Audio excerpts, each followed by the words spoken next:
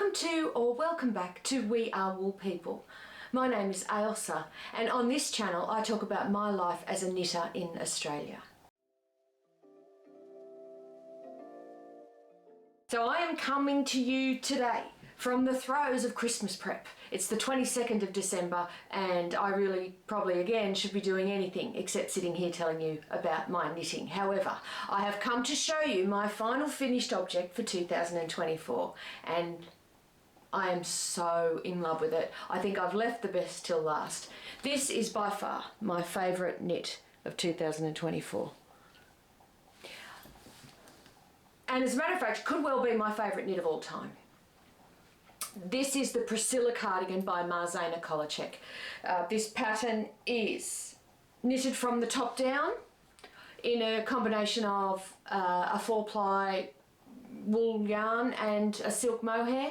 It starts at the back piece where you knit the back yoke in one piece. You then pick up along the shoulders and knit the left panel and the right panel, and then when you get to the underarms you join in one piece, and the pattern wants you to knit backwards and forwards all the way down until you get to the bottom where there is some ribbing.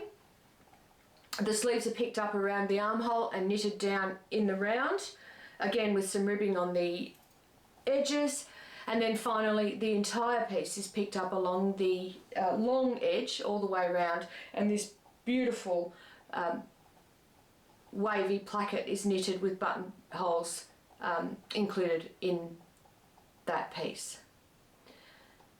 The entire pattern is charted and each individual size has its own separate set of charts, and Sezane has gone to an enormous amount of trouble in grading her design to make sure that every size, each individual section is got different stitch counts for each size, so that the balance and the proportion of the garment is exactly the same on any of the sizes through the quite large size range she's got. There's no doubt this pattern is meticulously crafted and it was an absolute joy to knit. I loved every stitch of it and I would thoroughly recommend any of you go and knit this cardigan. One of the things that drew me to this cardigan so much is how much it reminded me of the signature lace cardigans that are sold by the clothing company Sezane. And I really think that this particular pattern is the most Sezane adjacent pattern on the internet. And I love those cardigans so much, and I've been looking at them for years. And when I saw this on Ravelry, I thought to myself, it really is very, very similar to the beautiful cardigans that Sezane offer. I knitted this cardigan on a 4mm needle completely throughout, and the reason that I didn't change needle size for the ribbing like the pattern suggested was because I actually knitted it in Queensland in the last couple of weeks and I only had the 4mm needle with me, so I didn't want to go out and buy a smaller needle, and so I just kept going with the needle size that I had. And I don't think that you can tell, and I don't think it had any detrimental effect on the finished piece. What do you think?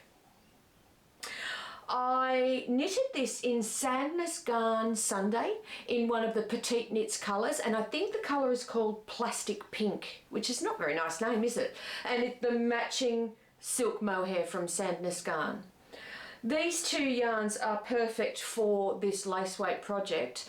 They aren't very soft, and I don't have anything on underneath this at the moment, and it is quite scratchy. It's also really hot, so I'm going to have to get this off at some stage. But I still think that even though it's not soft, the structure and the crispness that you get from this non-superwash combination is really beautiful, and I think that after blocking, the lace patterning is just really stands out. It's gorgeous and I love it. The other thing that I did was I crocheted my own buttons to go on this cardigan to make it even more like the Sezane cardigans, and I'll just come up close and show you. I think they're super cute, aren't they? These little buttons, they literally only took me 5 minutes each. I'll obviously link a link to the YouTube. With the buttons on this cardigan, I actually crocheted them using the same yarn that I crocheted the cardigan. And let me just come and show you up close these buttons. Can you see those? They're really cute, aren't they? So they were really easy, really easy. They only took me like 5 minutes each. And I thought that was a great idea for matching the buttons, and also because it made it look even more like the Sezane cardigans, because all of them have covered buttons that are done in the same yarn as the cardigan. So I really like that, and I'll leave a link to that video in the description box below. I made no modifications to this pattern except in the actual construction. So all the stitch counts and everything that you're supposed to do for the size 2, which is the size I made, I did. But I did do one quite major thing in terms of technique that is not suggested in the pattern, and that is when it came time to join under the arms, I actually cast on 8 stitches across the front and I steeked it from the armhole down. And I think that that was a really good decision, because this lace patterning is really quite intricate, and it has shaping or lace patterning on the front and on the back. And when that happens, it means that you're often asked to purl 2 together through the back loop and things like that.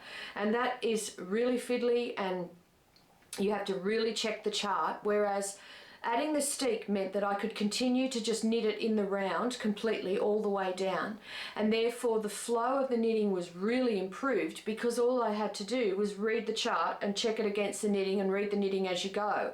And that led to a really enjoyable, intuitive, fast knit. I would thoroughly recommend that if you were going to knit this cardigan, or any lace patterned cardigan that's got lace patterning on both sides, that you do steek it if you can, and if the yarn is suitable for that.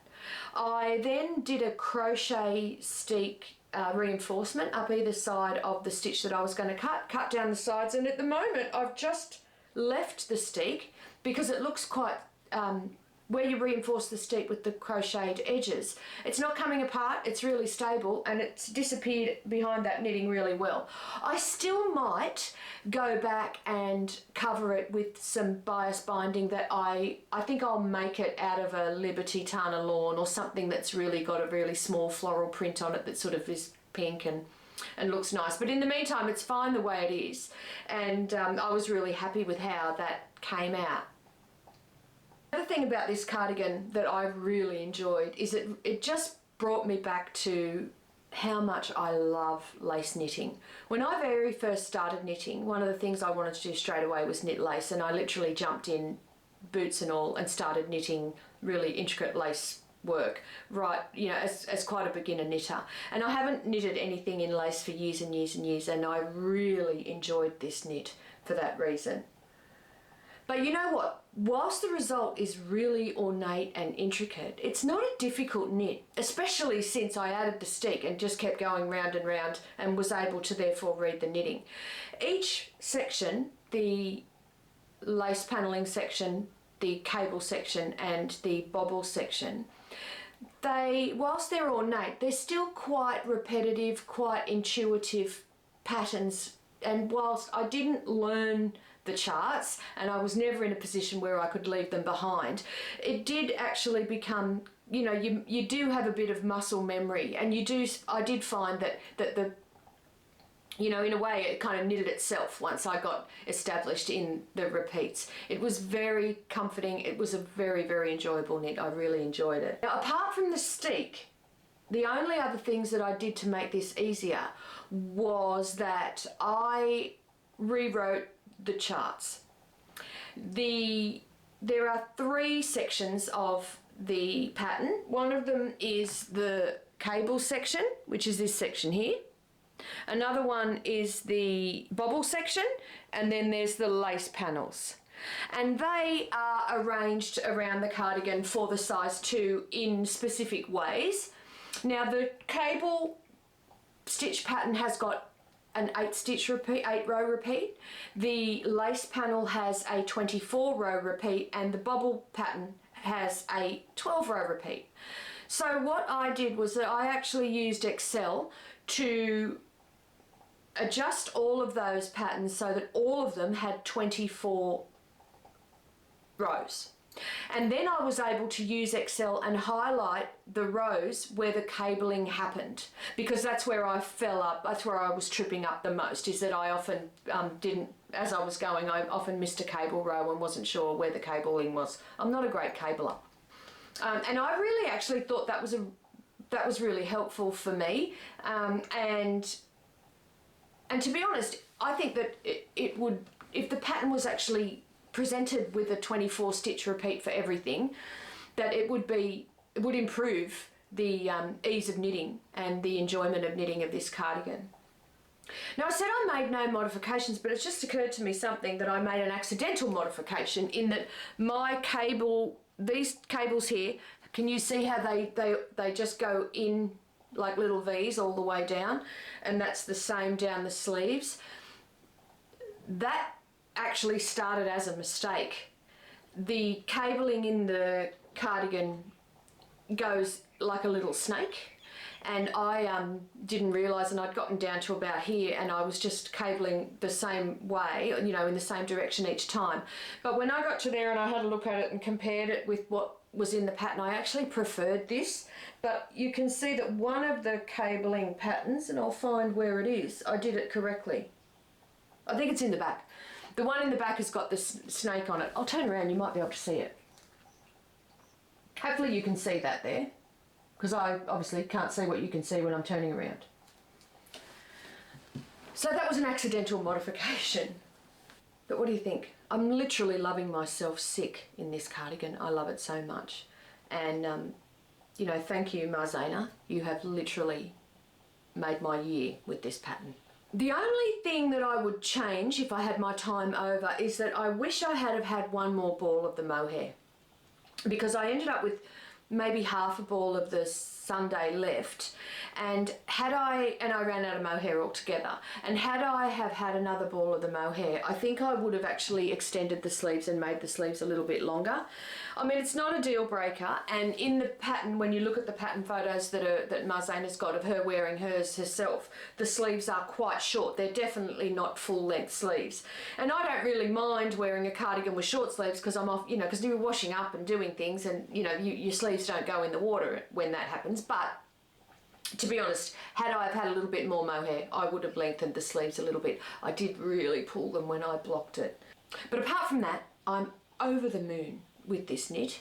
And Sezane, thank you. You're not watching this, I know, but if you were, thank you very, very much. It's a beautiful knit, beautiful pattern, and I can't wait to knit another one of your designs very soon. Which actually reminds me, there is a YouTuber out there, and she's got a YouTube channel that's called Claire Likes to Knit, or Claire Loves to Knit. I'll put a link up. And she test knits a lot for Susanna Kaartinen. And if you haven't seen her videos on YouTube, I really encourage you to go and have a look at them. She is a master knitter. Her technique and her technical skill are phenomenal, and I love watching her videos. She tends to do project style videos, so generally speaking, each video is one project from start to finish. She knocks them over like this. She's such a quick knitter, but she's got a background in tailoring and dressmaking, and you can really tell the skill that she has in that. She just has that approach when it comes to knitting patterns.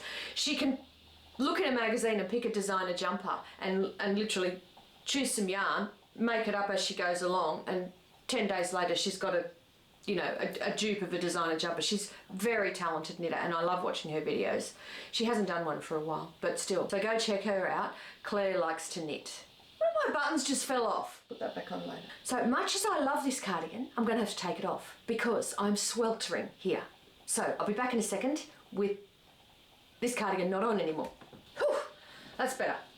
So speaking of test knitting, because Claire from Claire Likes to Knit does a lot of test knits for Susanna Kaartinen, I've mentioned a couple of times on this channel during the year that I did a test knit for Susanna Kaartinen, or Sana & Co, and I wasn't allowed to talk about it because it was super secret. Well, the secret is out, so now I can tell you about it.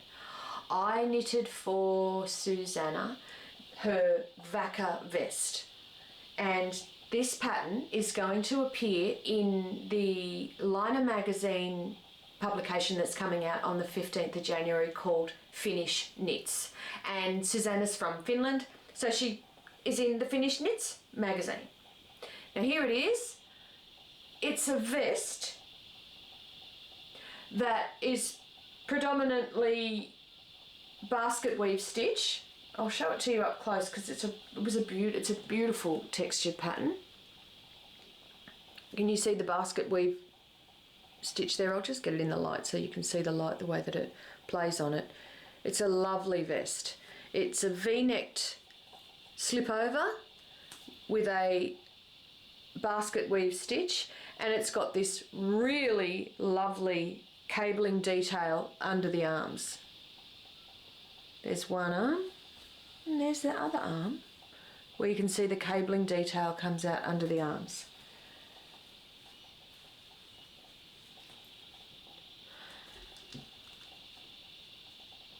It gives really chic, light academia vibes, and because I test knitted it, I got the pattern for free, and the yarn that I used the recommended yarn for the pattern. It's from the Great Ocean Road, and the name of the yarn is La Bella, or Bella. It's a 100% alpaca yarn, I think, or possibly alpaca and wool. And the colour range, and it's an 8-ply, like it's a DK weight yarn.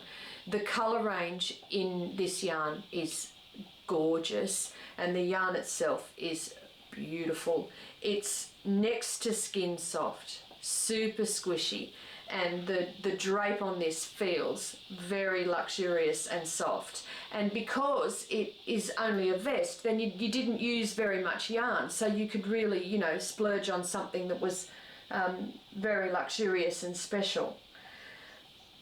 This is a really chic knit, and you can see in the Liner magazine that they have paired this knit with a really pretty floral dress, but this would look equally as good with a skirt. It would look equally as good with jeans or with trousers, and you know, like I said, it's giving off a really great light academia kind of vibe in this colour, which you could of course knit it with any colour and give off a dark academia vibe if you like. But I think it'd be great for, you know, someone of any age really, good for trans-seasonal wearing, and I think that I'm going to get a lot of wear out of this if I can keep it, because my mum really liked it, and when she saw it, she tried it on, and I've got a picture of her in it which I'll show you, but she tried it on, she really liked it, so I might end up giving it to her. I knitted the size 2 because that was the size that was available for me for the test. I probably would have knitted one size down if I was knitting it for myself, but I was knitting the test knit and I chose to do the size 2. But I can still wear it, and it is still very, very comfortable, and I quite, you know, the ease is still nice. I still like it.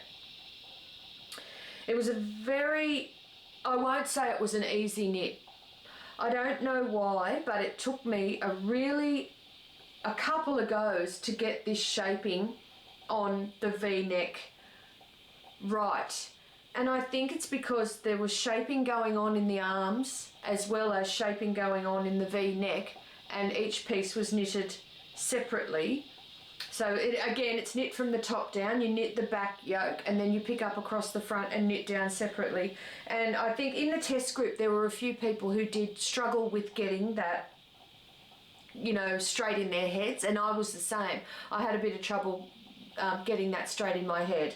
Having said that, the pattern is beautifully written, and if you just follow the pattern line by line and do exactly what Susanna tells you to do, you will not make a mistake, and the vest will come out perfect. I think one of the reasons as well that it's a little bit confusing, to me anyway, is because the V-neck is actually, the meet-up of the V is lower than the underarm. So you actually finish your underarm shaping and cast on across the bottom of the underarm for the extra width, and start knitting you know, that part of the body quite straight, but you're still decreasing for the V-neck. So I did find that a little bit confusing, but I got there in the end. The finishings on this are also really lovely, and the recommended yarn works perfectly for the pattern. I wish I was better at taking pictures of myself wearing knitted things. I feel like I'm not very good at it, and the picture that Susanna put up on Instagram yesterday is just so gorgeous, and it's exactly what this vest looks like, and I really, really love it. So that is the Vakka Vest by Susanna Kaartinen, Sana & Co, and that will be appearing in the Liner magazine in January. Maybe I'll put it on. Give me another minute. 3 changes in one episode, blimey. Whew. It's alpaca, she's warm. The things I do for you. So here it is in person. I've got nothing on underneath it, as you can see. Oh, I've got a bra, but you can see it's really quite roomy, and the cabling down the underarms is really nice. It's the best feature of it. So I've been on the Sunshine Coast for a couple of weeks, and while I was up there, I went to a knit Noosa meetup, and it was on at a pub in Barreen Point, which was a fairly long drive from where I'm staying in the Sunshine Coast, but I'm so glad I went. Everyone was so friendly and welcoming, and I really appreciated it. And the next day they added me to some of their chat group and told me about other meetups that are happening quite regularly closer to where I will be staying. It was exactly what I needed, because I've been really apprehensive about going up there and feeling isolated. So it was great to meet people from my tribe who had the same interests and know that there are other places that I can go during the week, or, you know, like on some evenings for knitting meetups and just talk yarn and talk knit shit, which is the name of the group. And I really, that was fun. I'm looking forward to going back up there in January and meeting those people again. They were really nice. So how's everyone's Christmas going? I must admit it has snuck up on me this year, and I've got a lot to do in the next couple of days. But I feel like I run on adrenaline, so I'm excited about it. I've been a bit grinchy this year. I haven't put any lights up around the house or anything. I've just put the tree up, because I've been in Queensland and the kids are grown up now. So we don't do a lot, but we do a lot of yummy eating and a lot of yummy cooking.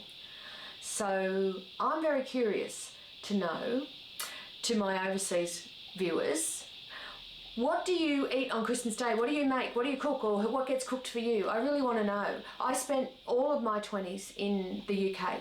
And in the UK, of course, they have the traditional Christmas turkey and another roast, and we used to have Yorkshire puds and bread sauce and plum pudding and custard, and we used to do the crackers and wear the Christmas cracker hat on your head, and it was always very fitting for the climate because it was so cold over there. So all that beautiful comforting roast dinners and all that warming, and the gravy and all that, and the stuffing and all that warming comforting food was really appropriate. Now, mostly in Australia, when my kids were little, we used to do the same thing. I used to do a big roast turkey, and I always glazed a ham, and we always had roast vegetables, and we always had a hot Christmas dinner. And sometimes we never always had air conditioning either, and sometimes, you know, the whole house would be roasting because the oven had been going all day, and then we would go for a swim down the beach after lunch. This year I'm not going to do that. I'm hosting it here, which I normally do for my parents and my sister. I don't have a big family. And my parents, my sister, her daughter, my kids, and my husband. So there's just a small group of us. But this year I'm not going to do a roast turkey or a hot roast. I'm just going to glaze a ham, which I always do. I love doing it because they look so good. We're going to have some cold seafood. I'm going to make a potato salad. People are going to bring other salads. And I am going to do some roast pumpkin because I couldn't live without it. But to me, Christmas Day is always all about the dessert. I am a really sweet tooth person, and I like to do 2 different trifles. So this year I'm doing an amaretto trifle, and cherry, amaretto and cherry trifle, and then another more traditional one for people who don't necessarily like the booze in their trifle. I don't know who they are, but there might be people that come that don't want that. I'm also going to do a cheesecake. I'm going to do a Turkish Delight cheesecake. And so what's that? 2 trifles and a cheesecake. I think that's probably it for my desserts this year. And I'm going to, like I said, glaze a ham. And we are all going to just be together for the day and try not to get on each other's nerves. But I'd love to know. Tell me what you're doing for Christmas. And tell me what you're eating, because that's the most important thing, I reckon. It's my favourite thing about Christmas, all the food. Anyway, I'm wittering now about nothing. What I knitted in 2024 video, the flops and the triumphs, and I've got a couple of ideas for other videos that I might do, but if this is my last video for this year, it might be. I wish you all the best for the holiday season. It's been a very tumultuous year for all of us, I think, and I really hope that all of you get some time to unwind and relax and to knit or crochet something for yourself, and that you get looked after by your loved ones, or you just really are able to relax and enjoy the time if you are lucky enough to get time off. And on that note, I would like to thank all of you for watching my videos throughout 2024. It's been fun making them, and I am going to continue to do that in 2025.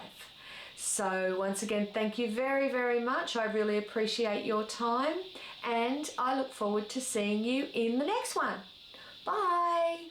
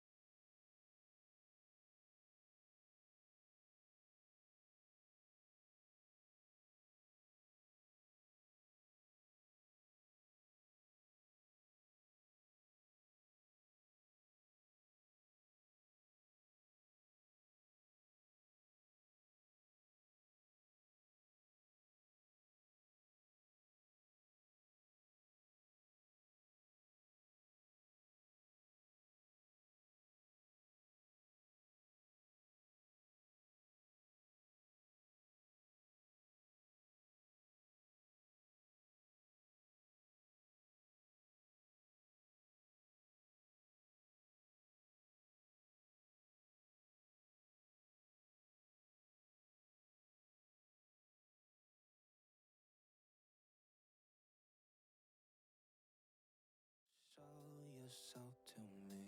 Help me find who my baby will be. Santa, tell me when you'll show yourself to me. Help me find who my